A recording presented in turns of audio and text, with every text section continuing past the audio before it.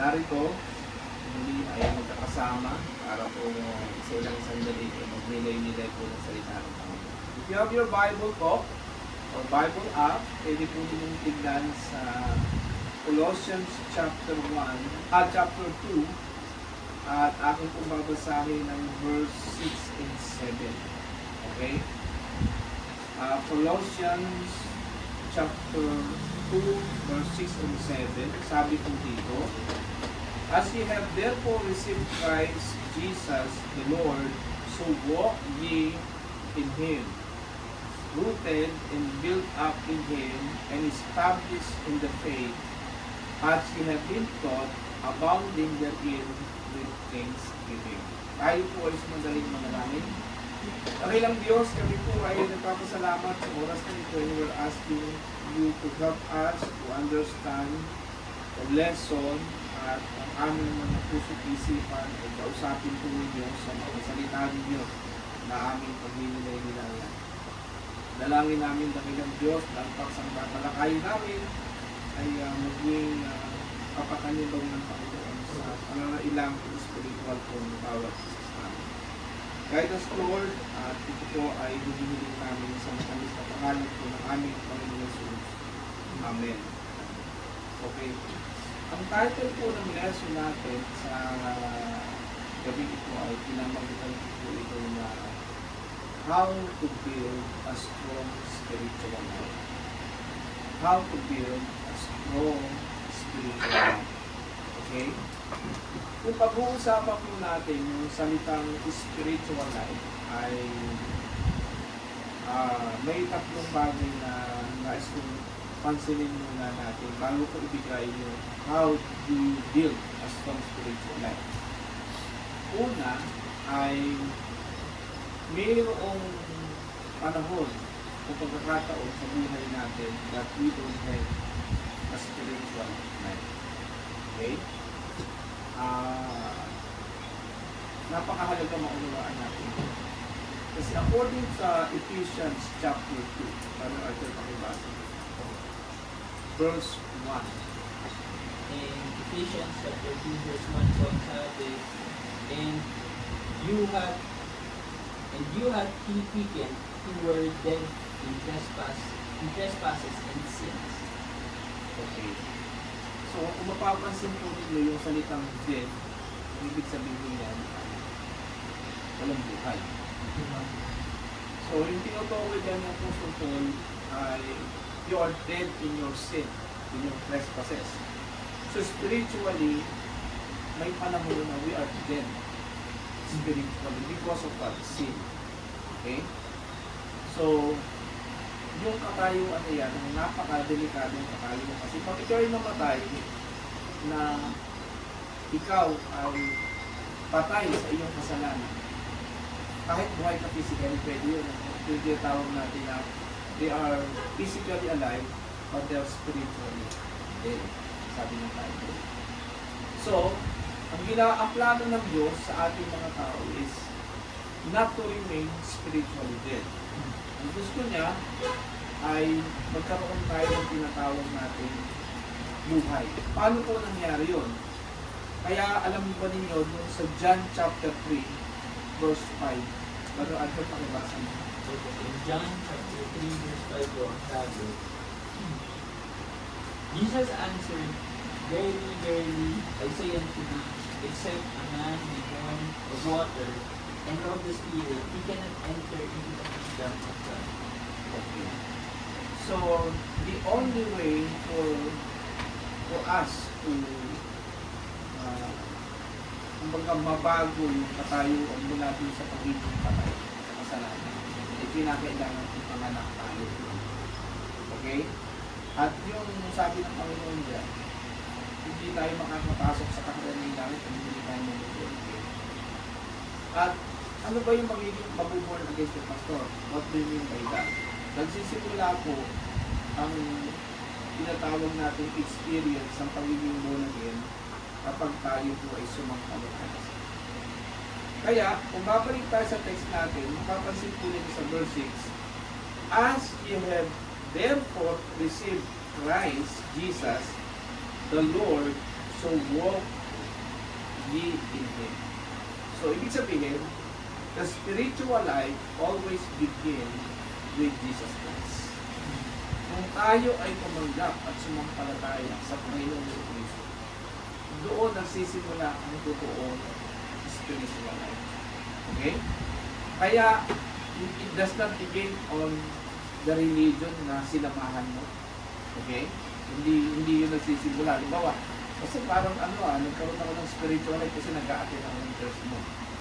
Sabi nga ng speaker natin nung nakaraan sa mission conference, pag nagpunta ka ng simbahan at naging member ka ng isang church, naging religious ka na. Pero hindi ibig sabihin nakilala mo si Jesus. Okay? Pero ang challenge kasi ng Bible is you receive Christ Jesus. Tanggapin mo siya. Okay? At ang tinuturo dito ng Bible, magkaroon tayo ng pananampalataya sa Kanya. Sapagkat ang pananampalataya sa Kanya ang magdadala sa atin sa tinatawag natin totoong spiritual na buhay. Kung naintindihan niyo yung sinasabi ko, so yun yung una, is either we have a spiritual life or we don't have a spiritual life. Kaya kung madalas po sinasabi sa inyo, pag nagkaaral po tayo dito, dapat po dumating sa punto na tinanggap niyo ang Panginoon sa Kristo. Nakilala niyo sa bilang Panginoon na tagapagligtas. Hindi yung religion na sinasamahan natin o denomination na sinasamahan natin. So, pangalawa na gusto ko rin tingnan ninyo is that maaring tayo ay mayroong spiritual life pero yung spiritual life natin weak. Mahina. Dito ba? Ano-ano mga bakit natin sinasabing mahina? Una, maaring ang pananampalataya natin ay bata pa. Diba? Di ba parang yung bata? Ito yung katulad ni Jaire, hindi pwedeng pagbagati ng isang sintang na tubig. Diba? Kasi physically, maliit pa siya, wala pa siyang enough strength. Pero, tao na siya. So, ganoon din sa mananampalataya, may spiritual life na tayo, pero may mga bagay sa spiritual na buhay na hindi pa natin kaya. Simply because we are a new Christian or bago tayong mananampalataya. So, kaya masasabi natin na kaya po yung isang bagong mananampalataya, pinagpipray natin, pinupilihan natin sa nagtumago sa pananampalataya. Or maaari naman, ang bunga ng ating kahinaan ay yung tinatawag po natin, pagsaway natin sa Panginoon. Hindi dahil lang sa maliit, bago tayong Kristiyano, kundi matagal tayong Kristiyano, pero hindi tayo sumusunod sa Kanya. Okay? At isa pa dyan, yung masasabi natin na maaring kaya tayo mahina dahil sa kasalanan. Okay?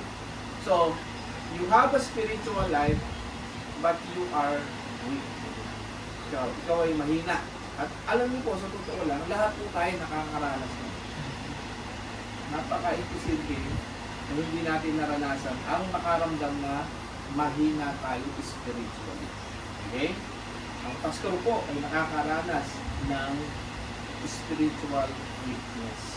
Okay? At iba-iba siguro tayo kasi minsan may mga bagay na sa akin ay kaya kong galing pero sa inyo ay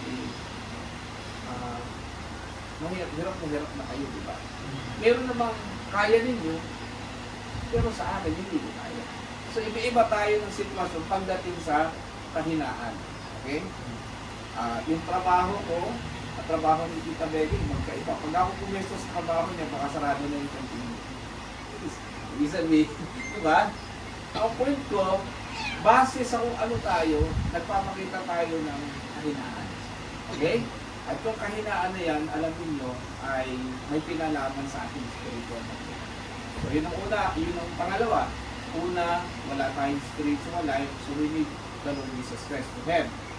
Pangalawa, maaaring mahina tayo dahil bago pang mananampalataya o di kaya naman, kaya tayo mahina dahil hindi tayo sumusunod o di kaya may kasalanan sa ating buhay. At yung pangatlo ay we have a strong spiritual life. Yan ang yun yung ideal, yan ang objective ng ginagawa po natin. Ang layunin po natin sa buhay natin ay hindi tayo manatiling kung ano lang tayo sa ating spiritual na buhay. Ang gusto natin tayo po ay maging matatag. Ang sabi po ng verse na binasa natin, rooted, in verse 7, rooted and built up in Him. Sabihin, ikaw ay nagpugat ng malalim at ikaw ay talagang settled and established ka saan? Sa Panginoon.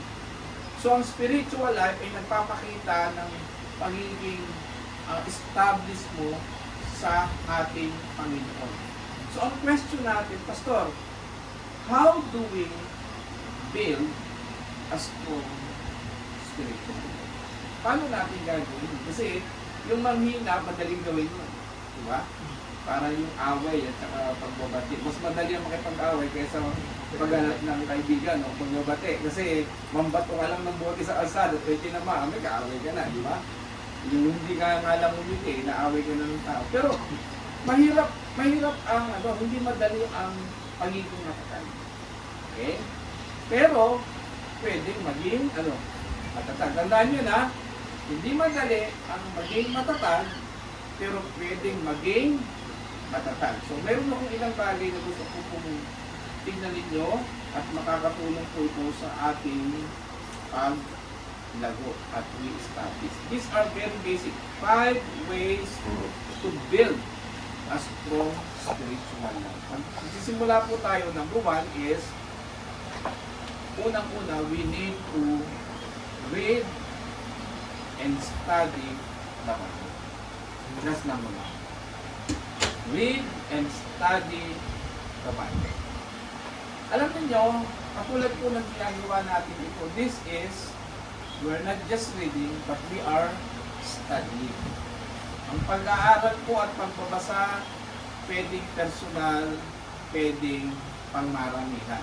Ngayong oras na ito, ang ginagawa natin sa pag-aaral ng Biblia ay pangmaramihan. Question, nakakatulong po ba ito? Yes. Kasi, ang salita ng Diyos ay kailangan natin, unang-una, sapagkat ito'y pagkain ng ating kaluluwa. It is the spiritual nourishment. Ano sabi Brother Abdiel sa Matthew chapter 4, verse 4? Matthew chapter 4, verse 4.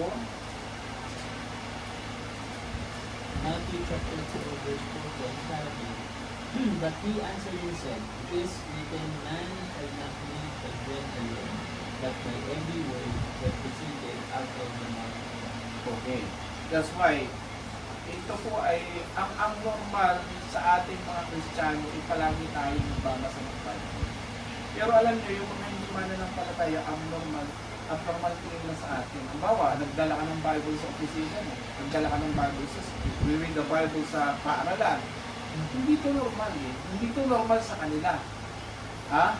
Tapos, halimbawa, nasa workplace ka, nag-quote ka ng verse. Minsan natatawa sila, awkward sila. Hindi nila naiintindihan. Pero bilang Kristiyano, it is a normal thing to read the Bible and to study the Bible. Tignan niyo yung mga unbeliever. Uy, Bible study tayo. Kukunin nyo ng Bible kayo. Diba? Parang, the way they talk about the Bible is, napaka-waste of time. Diba? Alam niyo kung waste of time, di ko gagapupunta dito ng Kuya Arcel. Napakasarap pag manood ng Netflix. Diba? But we don't consider this as a waste of time. Okay? Kasi bakit? Una, pag pinag-aaralan natin ng Bible, pagtipan tayo sa Diyos. Diba? Kaya, kung titignan ninyo, if you want to build a strong spiritual life, make sure you have nourish yourself every day with the Word of God. Okay? Sabi nga kanina ni Brother Arden, dito na revenue, parang tatlong iikot at 2 linggo bago pumunta dito. Pero wag naman po sana makakabasa tayo ng Bible pag narito kami. Kasi talagang hindi po kayo lalago. Sina-challenge po kayo na kahit wala pong Bible study, keep reading the Bible. Tama po ba? Tuloy po kayo na mag-aral ng banal na kasulatan. So yan po yung basic kasi ang Bible kasi napakalawak niya, marami tayong maiintindihan. Okay? Ngayon, kapag nag-aaral po tayo ng Bible, hindi naman ito sa isang upuan, malalaman agad natin. But little by little, we will be able to understand. May mga bagay din dito na hindi mo agad maintindihan, pero unti-unti pag-aaralan. So, read and study the Bible. You want to build, you begin with the Bible. Bakit mo malakas ang pastor? Bible. Kung hindi nagbasa ng Bible ng pastor, wala sa inyong mensahe, panghihinasa. Tama po ba? Nandoon ang lifeline ng kalakasan ng isang mananampalataya. At saka alam nyo, yung mga principles na ginagamit natin pang araw-araw sa mga desisyon, nagagaling sa Bible. Gumagawa tayo ng mga desisyon, nagpapalaki tayo ng mga anak, paano natin hinahandle ang marriage life, it's called in the Bible. Wala pong hindi pwedeng ituro ng Bible kapag sa Bible. So let's go with number 2. Not only read, okay, the Bible and study the Bible, number 2 is we need to pray and establish prayer life. Pray and establish prayer life. Ano ibig sabihin ito? Alam niyo po, kung gusto natin lumago ang ating spiritual na buhay, ay kinakailangan po na palagi po tayong nakikipag-usap sa Diyos. Tama po ba? Ikaw ba, palagi mo bang kinakausap ang kasama? Very good. Isipin mo kung sa loob kung sa loob ng 3 araw ay hindi ka kinakausap niya o hindi kayo nag-uusap, normal po guys. Hindi po lang, ginagawa po yung pag nag-aaway. Di ba? Pag nag-aaway na kayo, hindi na kayo nag-uusap. Isang ano yan, alam niyo yung silent treatment at saka yung hindi namamansin, isang defense mechanism yan. Okay? Para pasakitan yung tao. Kasi pag hindi mo siya kinakausap, kakapanood natin ng rin, dami na tutunan dyan. But, alam nyo ba na it is the same thing with God. Kapag hindi natin kinakausap ang Diyos, parang kaaway natin yung Diyos. Diba? Pero alam nyo, pag palagi nyo kinakausap ang Panginoon, you commune with God through prayer, nai-establish yung spiritual life mo. According to dun sa Jude, right nila yung mga Bible po rin yun. In the book of Jude, doon po sa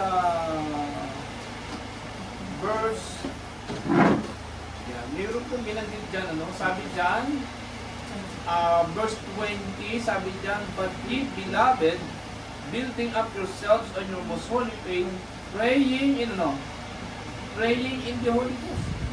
Nagpipray ka, nakikipag-usap ka sa Diyos, sa banal na spirito. Kaya po alam niyo napakahalaga ng pananalangin. Kaya nga if we will put more time on prayer, napakalaki po ang gagawa. Sabi nga po, yung mga bagay na hindi kayang gawin ng kamay natin, hindi kayang gawin ng mga tao sa paligid natin, but it can be accomplished through prayer. Okay? So, anong ginagawa ng panalangin? Pinapakita nito ang ating dependence sa ating Panginoon. Higit sa lahat, it builds our communion. Nagiging malapit tayo. So, nadidevelop yung pagiging malapit natin sa Kanya.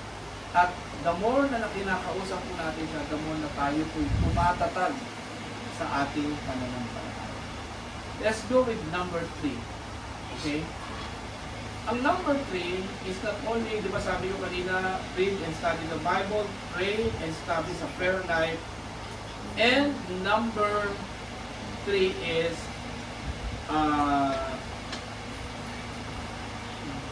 grow deeper in your worship. Grow deeper in your worship. How do we define worship? Okay. Napakahalaga ng pagsamba. Okay? Ang pagsamba po ay itong ginagawa natin, isa po itong uri ng pagsamba. Nakikigahin mo ba? A Bible study is worship. Tama po ba? Dahil hindi naman natin pinag-uusapan dito ang tao. Ang pinag-uusapan natin dito yung Diyos.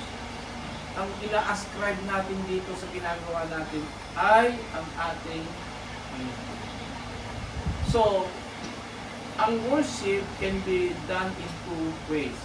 It can be done in private. So, kahit nag-iisa ka sa kwarto, pwede kang sumamba sa Panginoon. Tama ba? Ang kadalasan, ang alam ng tao, ang pagsamba ay pagpunta lang sa simbahan. Hindi po. At yun ang failure ng maraming Christian. There are people who are worshippers of in Sunday, but they are not worshippers from Monday to Sunday.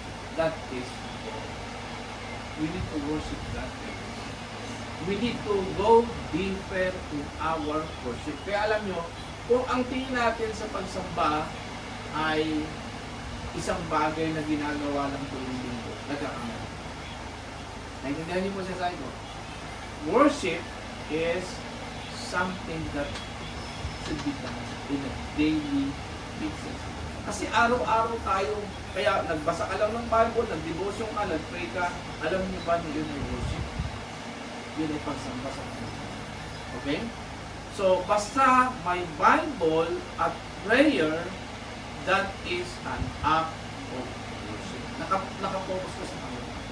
So, mayroong tinatawag na private worship, mayroong din tinatawag na public or corporate worship. Ito yung madalas na pinag-aaralan po natin sa church at ini-encourage po natin ang bawat isa sa atin. Bakit po, Pastor,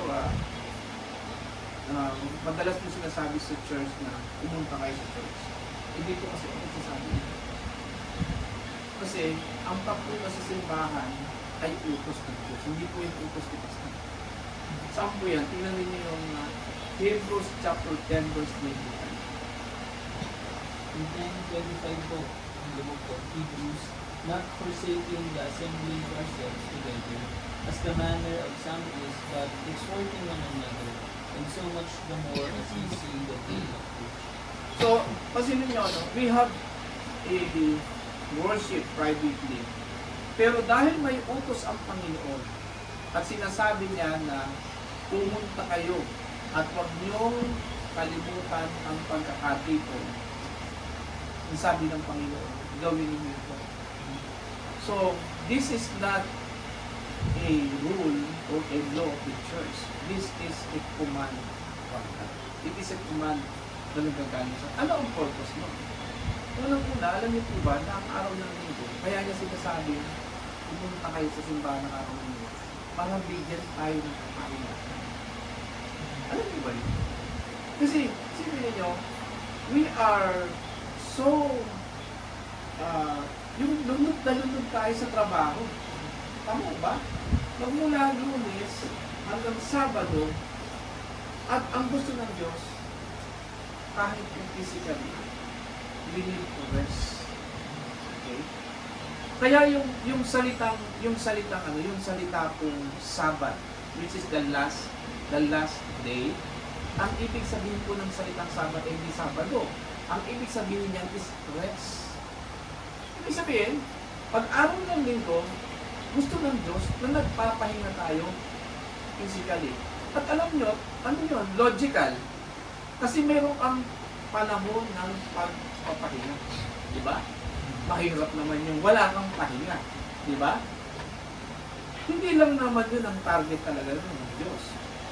Ang panahon din ito ay panahon ng pakikipagtipan. So, ibig sabihin, when you go to the church, binigyan ka ng pagkakataon to worship Him in the church.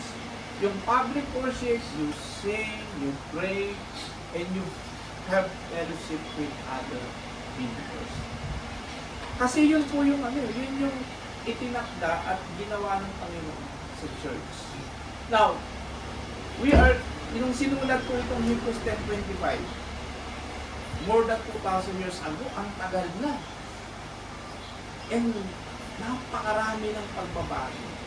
Eh nung sinabihan niya siguro itong mga taong to, ang mga trabaho nito, madali lang silang tawagin. Diba? Eh paano ngayon, yung mga trabaho natin, iba-iba na katulad ng mga trabaho nito. Diba? katulad ng mga trabaho na yung mga tao, nahihirapan sila. Diba, binabanggit nga sa akin yung Charlie. Ito po dapat ipag-pray natin mabuti sa kanila. Kasi, ang gusto natin, masunod ang gusto ng Panginoon. At ako ay naniniwala na kung talagang tapat tayong mananalangin, God will make a way para makarating kayo ng sana. Para yung sinasabi ng Panginoon ay magagawa ko. Okay? Alam niyo, may mga member tayo na din ng study mo. Naalala ko meron tayong mga member na pagkatapos pala ng yan sila Maylin at Brother Levi. Alam niyo ba na dati yan si church, talang yan Kuya Jen. Pagkatapos ng service, nagsisialis, diba? Dahil may naman.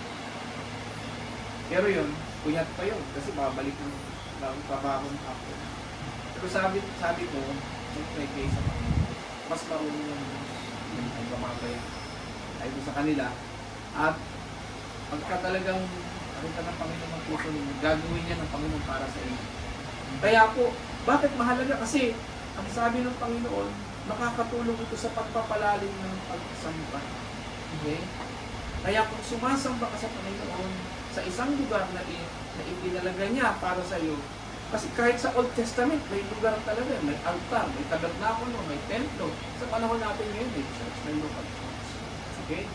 And, alam ba ninyo na ako po, by observation as a pastor, dahil more than 31 years na po akong manggagawa, mas nakikita ko po, mas patatag ang makisyadong palagi nasa simbahan. So, pagka palagi ka nasa simbahan, mas mabilis ang pagtatag mo sa kanila. If you're aiming to be strong in your spiritual life, isa sa talagang i-work out mo, I have to gain it. Pero alam niyo, ang ganda ng technology natin ngayon. Alam niyo kung bakit. Kasi meron tayong part ng technology natin. Kaya nga sabi ko sa kanila, yung mamimiss mo na pag-aaral, through technology, pwedeng makuha. Kaya, pwede ka mag-online. Hindi ganyan. Ganda ng technology. Dati sa panahon nila Apostle po, pag natapos na mag-mensahe yung pastor, wala ka nang mapapakinggan. Tayo, may recording po tayo. Ibig sabihin, we can continue reviewing. Ano po sinasabi ko dito? That's the blessing. Kaya alam niyo, kasi ninyo kahit sabihin natin na hindi tayo nakatalo, o hindi tayo nakapagpunod physically, pero kung mayroong isang avenue na makatutulong sa'yo para makapatawid ka at makasamba ka sa Panginoon, bakit din mo? Diba? Kaya po tayo may need. Siguro yun muna. Pag napagtagumpayan natin, makita ng Panginoon yung desire ng puso niya sa susunod. Diba? So mag-go-through tayo doon. So, napakahalaga, pinalalalim natin yung ating pagsamba. Dalawa na lang po Sumunod po ay yung fellowship with the believers. Alam nyo, siyempre nung una, yung si Father Archie, yung mga kilala ni Kuya Silvio. Nung una sila magkita, parang hindi ko alam. Kanina, pagkita ng dalawa, nag-uusap na. Nakarating ng India, bumalik dito. So, yun yung nagagawa ng fellowship, di mo ba? Yun yung nagagawa ng pag nagkikita kayo. Nagkita kayo sa simbahan, nagkita kayo sa ang fellowship po pwedeng gawin kahit hindi sa simbahan. Pwedeng nagkakapilang kayo. Umalay mo minsan, yakabin mo na magkapitin. Di ba? Magkapitin minsan. Yakabin mo yung dalawang yan, magkapitin, di ba? O, fellowship na yun. Okay lang ba sa inyo siya magbabayad? Kaya na kayo magbabayad. Ibig mo sabihin, mag-fellowship kayo. O kasama niyo na si Sir Arvin. Di ba? Yun yung magiging magkakilala kayo. Magiging magtutulungan kayo lumago sa isa't isa. Okay? And finally and last, not only yung fellowship, yung be a witness. Alam po ninyo, katulad ng vision conference natin, kung papansin ko ninyo, ano mang nangyayari sa spiritual life natin, hindi po pwedeng hindi natin i-share sa atin. Tama ba? Yan, kakilala tayo sa Panginoon, nag-grow tayo spiritually. Anong sabi ng Bible?